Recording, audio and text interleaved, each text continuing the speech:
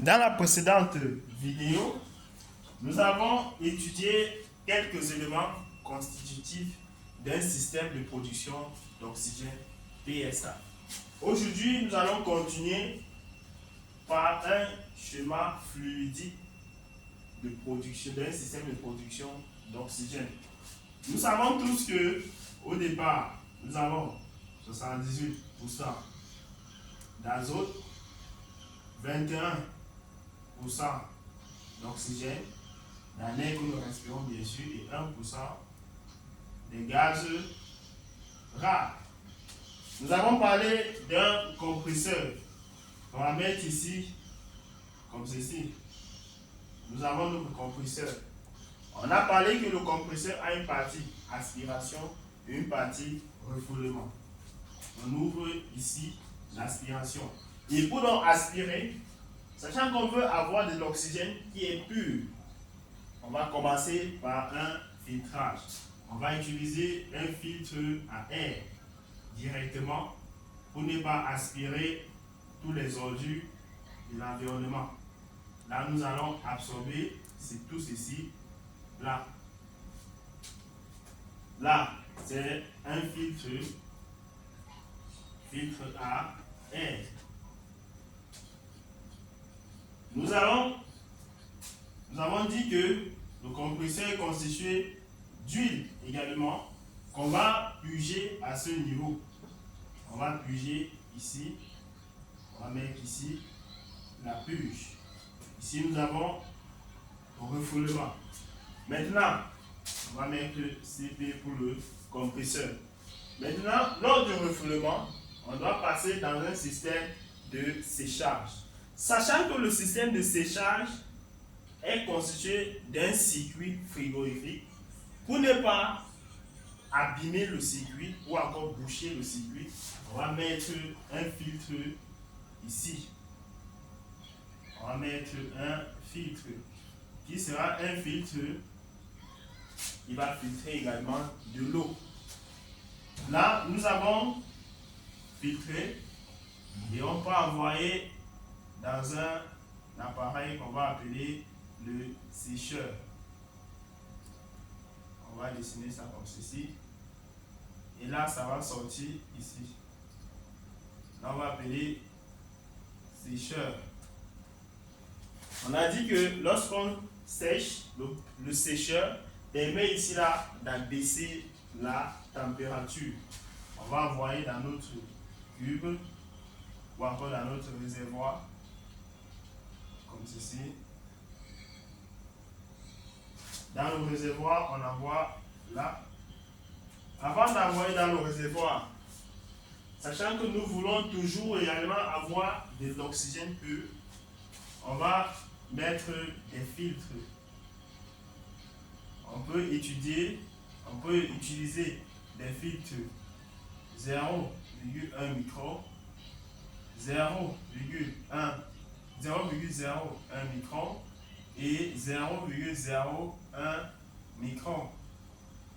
Là, on envoie dans ces filtres et que en sortie du filtre, on envoie dans le réservoir. Nous avons dit qu'à l'intérieur du réservoir, nous allons puger l'eau qui est ici. On va écrire ici la puge.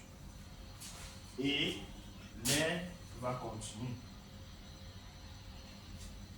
Déjà à ce niveau, on ne peut plus dire que on a 78% d'azote, 21% d'oxygène et 1% de gaz rare.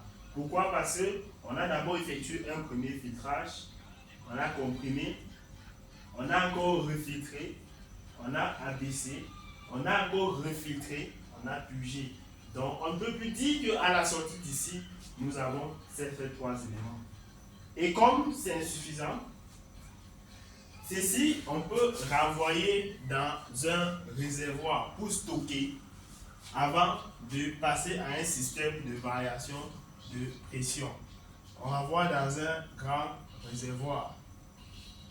Là, nous avons notre réservoir qui a toujours un système, ici là-haut, une soupape, la soupape de sécurité. Là, on va avoir une sortie. Si on a une autre sortie, là on va mettre réservoir. On va envoyer dans le système PSA, pour proprement dit. Le système PSA ici, c'est la zéolite. Nous avons 2 zéolites. Maintenant, on va dessiner les 2 zéolites. On va mettre ici ZA et ici on va mettre ZB. Voici les 2 sorties. Nous avons une sortie là où on va mettre des électrovannes. On va mettre des électrovannes.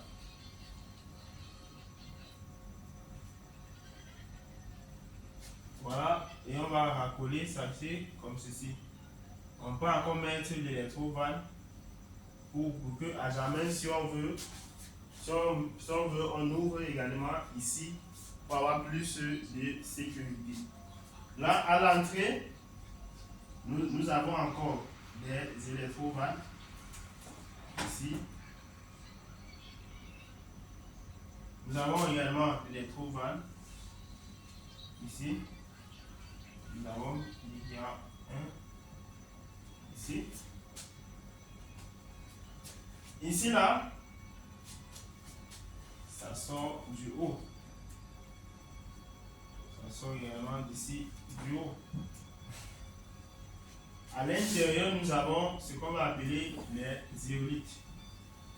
Maintenant, cette électrovanne viendra envoyer l'air ici. Ici également, ça va envoyer l'air à ce niveau. Nous avons bien les 2 éléments qui vont envoyer de l'air. Maintenant, on ferme ça comme ceci. On a déjà fermé.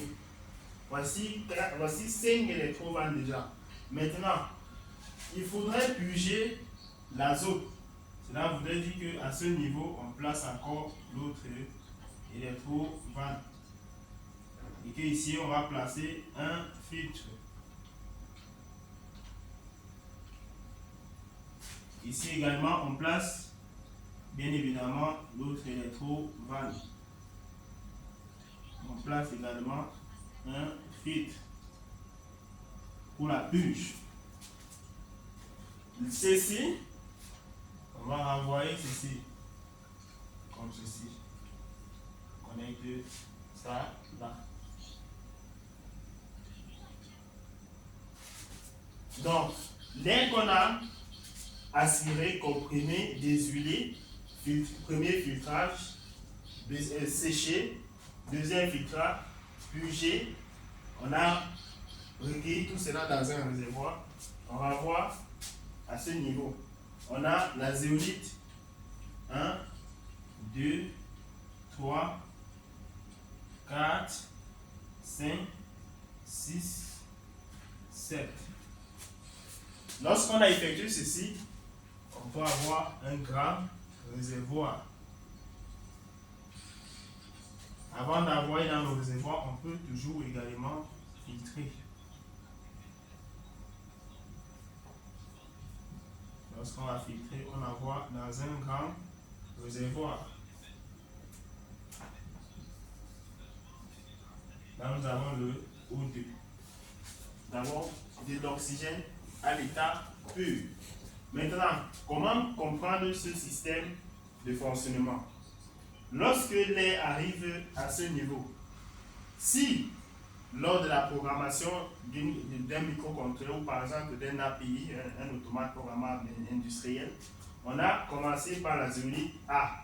Cela voudrait dire que le 1 sera ouvert, le 3 également sera ouvert et le 7 sera ouvert. Lorsque ça sont ouverts, on a l'oxygène, on a de l'air qui va passer comme ceci, aller se stocker dans le réservoir. Sachant qu'on a programmé ça pendant un temps. Ceci là va donc arriver le temps qu'on a programmé pour l'ouverture de ces trois électrovannes, sachant que ceci est toujours ouvert, ceci est toujours on. Donc on n'a pas besoin de programmer ceci, c'est toujours on. Ceci est ouvert, ceci est ouvert, ceci est ouvert pendant un temps.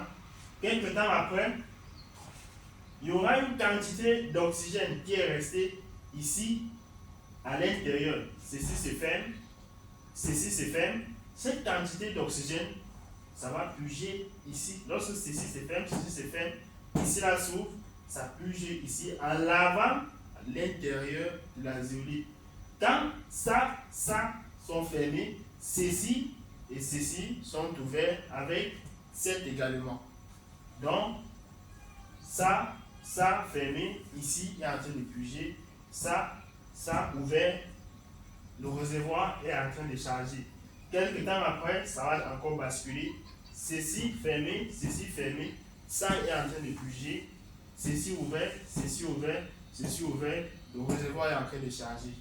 Au fur et à mesure, on aura ce même procédé de fonctionnement. Voilà de manière à ramasser un système de production d'oxygène par variation de pression. À la sortie, nous aurons de l'oxygène pur. Je tiens à rappeler ici que dans les systèmes PSA, la pureté d'oxygène qu'on peut avoir, ça peut arriver jusqu'à 96% comme pureté. Maintenant, comme avantage, ce système est plus facile à installer qu'un système par cryogénisation. Par exemple, ce système, comme inconvénient, ce système a une consommation énergétique énorme, contrairement à un système d'électrolyse de l'eau qu'on a juste besoin d'une batterie.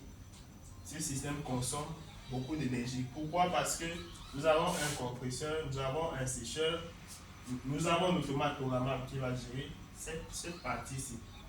Et si le compresseur fonctionne à 24 heures sur 24, vous pouvez imaginer. Voilà des manières à ramasser ce principe de fonctionnement. Nous allons continuer la prochaine fois sur les systèmes de production d'oxygène, par cryogénisation. Rendez-vous à la prochaine fois.